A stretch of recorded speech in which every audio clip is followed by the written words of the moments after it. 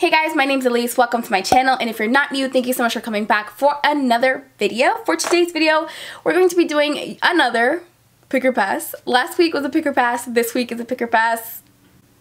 This week is going to be another first impression review type of video on another product that I needed to do a pick or pass on because I was so excited to try this product out, and I figured I would do another one of these because I need to let y'all know if these things are worth your coins. I need to let y'all know if these things are going to be a pick and you need to buy it, or if it's a pass and you need to run by it. It ain't worth the money. It ain't worth it, Gina. I need to let y'all know that, because if I don't let you know that, who else is gonna do it? Today's video is going to be on the Alamar Cosmetics brand that recently released. This is by Gabby T MUA. She does Kathleen Lights makeup, and if you do not know who Kathleen Lights is, well then girl, you really need to catch up on your YouTube, girl. You're slacking. Gabby, from what I know, is Kathleen Light's makeup artist and also her very good friend. And she recently released her own brand called Alamar Cosmetics. From what I understand, Alamar is a city or a barrio, I'm not sure, within La Habana, which is in Cuba.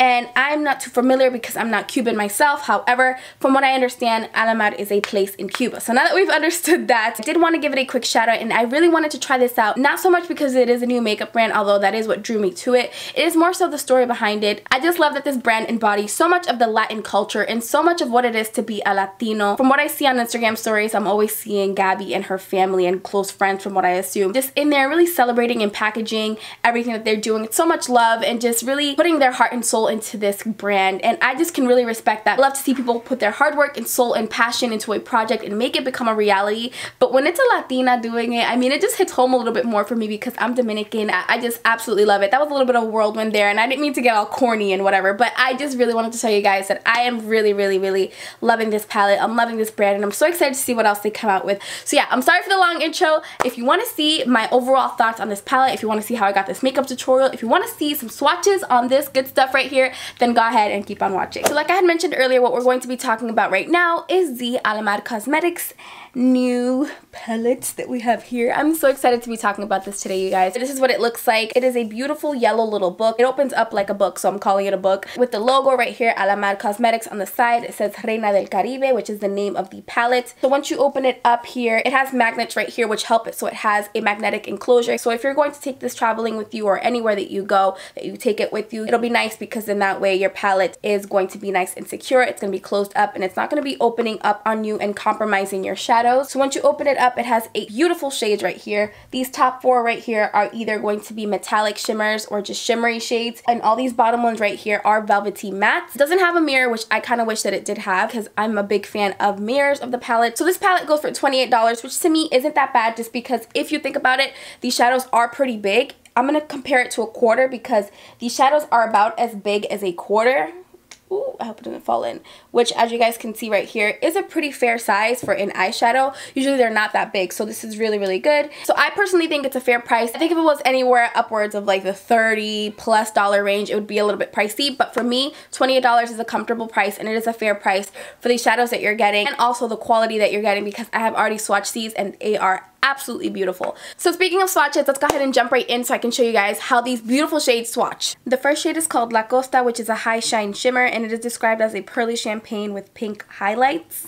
Next is El Malecon, which is an extreme high shine metallic true gold with rich olive undertones. Next is Varadero, which is an extreme high shine metallic again, and this one is a stunning deep royal blue teal. Next up is Celia, which is described as a vivid turquoise with gold reflex, and this one is also a high shine shimmer. Coco Taxi is a yellow toned bright orange, and it is a velvet matte. Tropico is an intense burnt orange, and this one is also a velvet matte. Guantanamera is a deep raspberry burgundy. And the very last shade in the palette is Cafecito, which is a deep coffee brown shade. I'm really curious to see if they look as beautiful as a swatch. I could only imagine that they would, because I have seen some beautiful looks with them. So I'm excited to put it to the test. I wore a blue patterned shirt today, so I think I'm going to go for the blues in the palette today, but we'll see. So let's jump right into the makeup look and see how these beautiful shades apply. I've already went ahead and I did my foundation, and I also went ahead and I applied some primer. So I'm just going to jump right into the eye look. I'm going to grab the shade right here, Coco Taxi, on a Morphe 502 brush.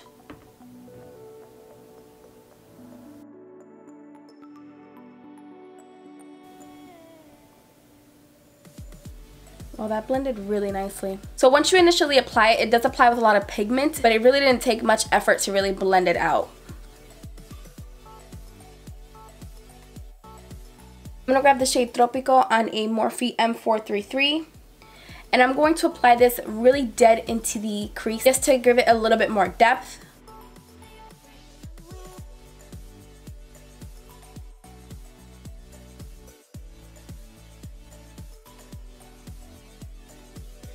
I'm seeing some fallout right here, but I think that might have been because I really should have tapped out more of the product off of my brush, but I really didn't, so we'll see if it does that again.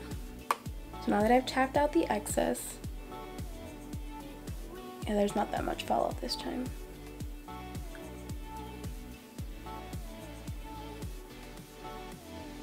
I'm gonna grab Cafecito, and I'm just gonna grab a tiny bit of this because if this applies how that orange applied, which was extremely pigmented, I'm going to get a really dark turnout, which I don't necessarily want. So I'm just going to apply a little bit of this, tap out the excess, and I'm applying this right onto the outer corner only.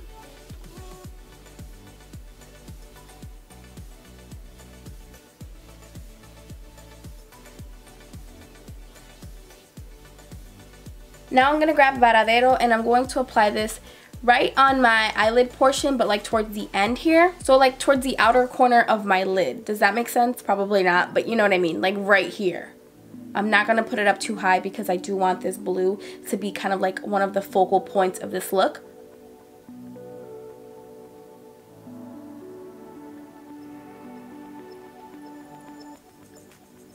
Holy crap, that doesn't even have Fix Plus, you guys. Like, what? I'm not even trying to gas this up either. Like, this is really one of the bluest eyeshadows I've ever used, and it doesn't even need Fix Plus. Like, I couldn't imagine something like this with Fix Plus. Oh, and for this, I'm using a Luxie 231. Now I'm just going to cut the crease with some concealer, and I'm going to use the Makeup Revolution Conceal and Define Concealer.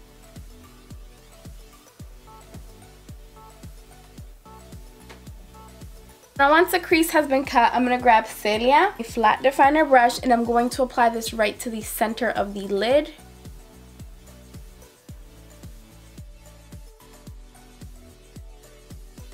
Now I'm going to grab the shade Malecón right here, which has these really beautiful, rich, golden olive undertones. And I'm just going to use this to apply it to the inner third of my eyelid. Oh my god, this is so beautiful. Guys, these shades aren't even wet. That's like the biggest kicker here. Like, they're not even wet. Like, there's no Fix Plus that I'm using. This is amazing. So now what I'm going to do is I'm just going to apply some falsies, and I'm also going to do some bronzer and blush off camera, and I will be right back to wrap up this video and give you guys my overall thoughts of the palette. So you guys, it's pretty much going to complete this makeup look. I really hope that you guys enjoyed it and found it helpful. I really love how this makeup look turned out. I'm so excited to keep playing with this palette because this right here is a banger. You guys probably don't even need me to say it, but she's a pick. She's a definite pick. It has really beautiful shades, really intensely pigmented, rich shades. They blend so nicely. They're so easy to work with, and you don't even need Fix Plus to make these shimmers show up, which is huge. I mean, I always have to use Fix Plus like for everything. The very rare and few times that I don't have to use Fix Plus for an eyeshadow, that to me is like holy grail status. I genuinely like this palette, and I do think it is worth the money, and I think it is such a beautiful palette with such a beautiful concept behind it. So with all of that being said, I'm going to wrap it up here. Thank you guys all so much for watching this video. I hope that you enjoyed it and found it helpful. Please don't forget to give it a thumbs up if you did enjoy it. And subscribe to my channel. Don't be a stranger. I want to see you coming back for more videos. And yeah, you guys, thank you so much for watching. I will see you in my next one. And until next time, bye.